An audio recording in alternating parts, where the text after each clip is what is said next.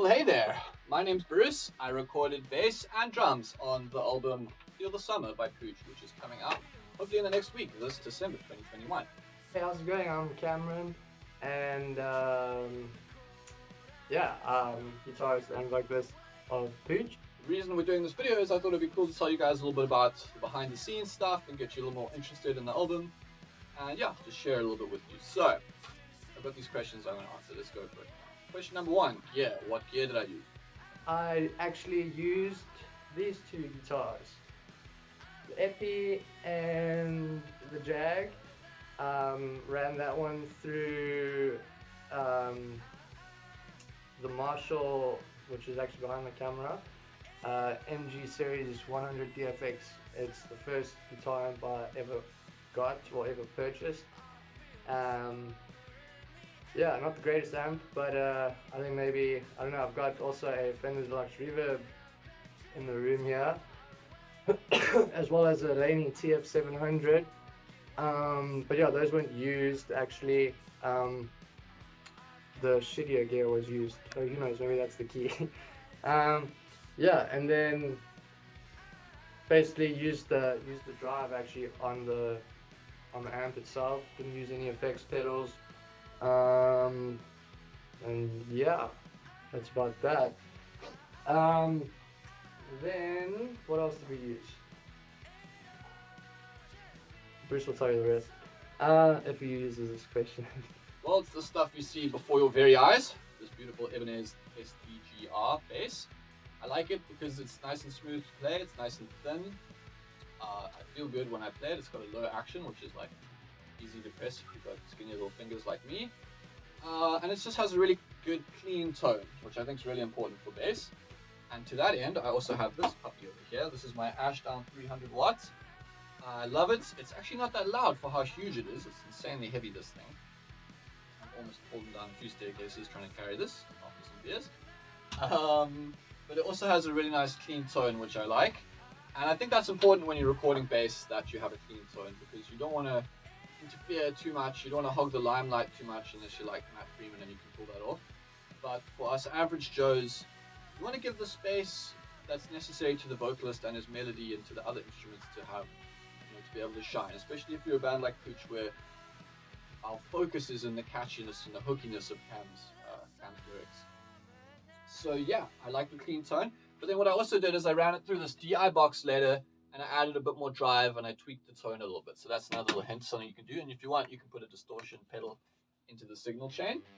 I also mic'd it up with this, interesting enough, pro tip. This is a Tully T12. It's an overhead mic for drums, but Tully made it with special care for the bass frequencies so that the toms sounded good. It just so happens it gives you a really, really awesome bass sound. So that's a pro tip if you like the bass on this album. Get one of these, put it about here, and you're good to go. Okay, so that's gear. Yeah, so lyrically, where is this album coming from? So I'd say it's a collection of songs that I've written since about 2017, and yeah, 2017 until now, 2021, and yeah, it's just about growing up, my teenage years, my years in my 20s.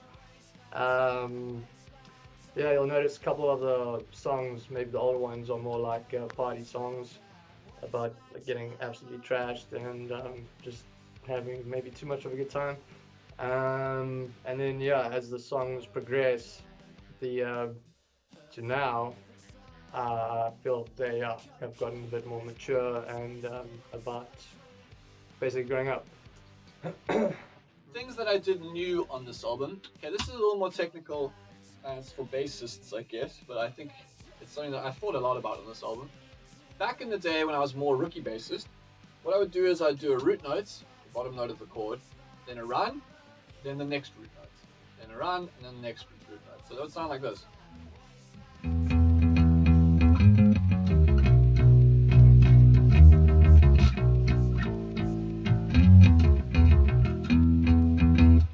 I messed up some of those notes, but you get the idea. In this album, what I try to do is start with the root notes, do something a little more complicated, in other words, like a little run or a little fill or another note, and then go back to the root note. So I do my little shuffle before going to the next note, if that makes sense. And that was a whole new way of thinking about playing the bass, and it's a bit more complicated because you're a bit more active, and you don't want to take away the limelight from the singer. But I'll just give you an example. So in that kind of setup, I'd go.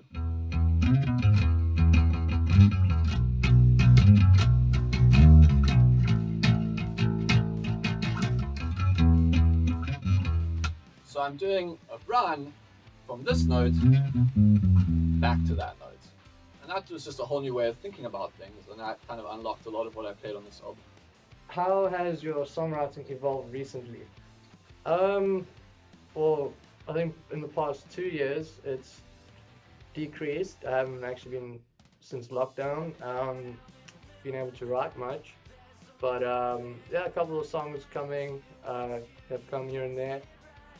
But yeah, I'd say it's definitely changed from more partying, getting fucked up and drinking and all that stuff, to more personal, emotional, and more yeah, just personal. Yeah. Okay, next question. Inspirations. I think the Growler's bassist inspired me a lot, especially in that regard. If you listen to his bass lines, he'll do that exact thing. He often plays the root and then goes back up to it, which is quite cool because you normally think of a run as going up from the note that you're on. He goes from below, like something like this. And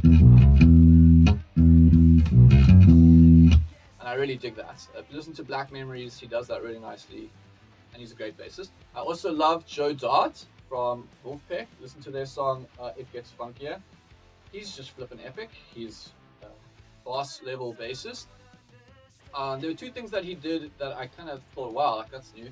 He bends a note in his bass line from the song It Gets Funkier in like this beautiful way that just makes it even more epic. So I tried that out. I tried bending a note on this album, and I also slide. He does some slides in my solo from Think of You. I do a little slide, like a boo kind of thing, which is cool. And I also occasionally I experiment with going off the roots.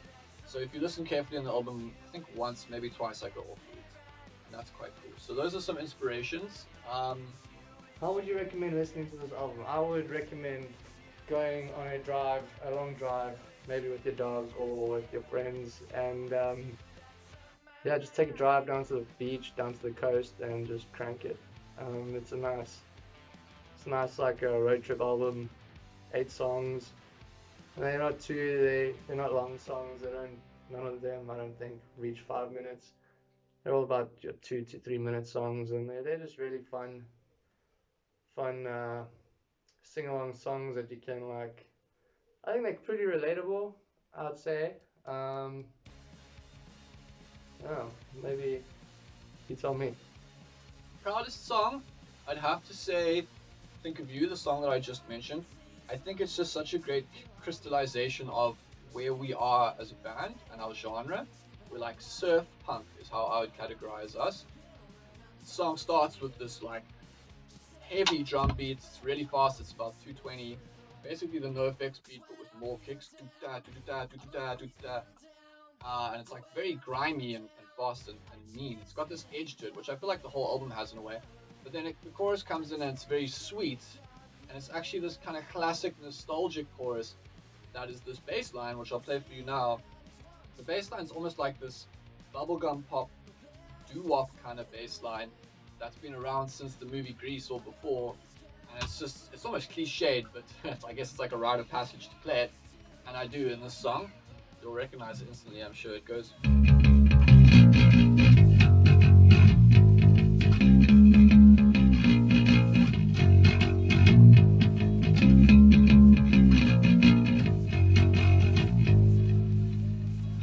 And then yeah, true to that genre, we added a whole lot of backup. We don't go doo-wop, doo-wop, doo-wop, doo-wop, but we do our own thing. And I get to shout in that song, and I do a whole lot of epic backup. I really like doing backup, even though I'm not the best singer. So I try to make that work. And I think that it came out really nicely in that song. I think you can hear some of that bubblegum stuff, some punky influences. It also kind of reminds me of Punks and His Punks. They've got a similar, like a cover version of that bass line. Anything you change for next time? I change quite a bit. I would, yeah, definitely work neater. Um, give myself some deadlines, so it doesn't like drag out so long. Be more patient. Um, that's definitely one. Um, what else would I do? Uh, yeah, I think next time I definitely also maybe use a different amp. Maybe yeah, I want to try run some drives through the Fender Deluxe. That'll be quite nice. Um, otherwise, that's about it. Yeah. Okay, so what I would do differently next time, I haven't really thought about that much.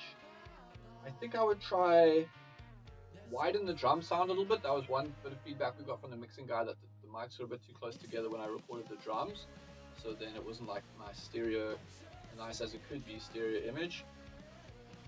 Oh, and other than that, I think one other thing was maybe record with a full band scratch track. So what we did is Cam laid down some guitars, scratch, like rubbish tone, but just thought that it was there.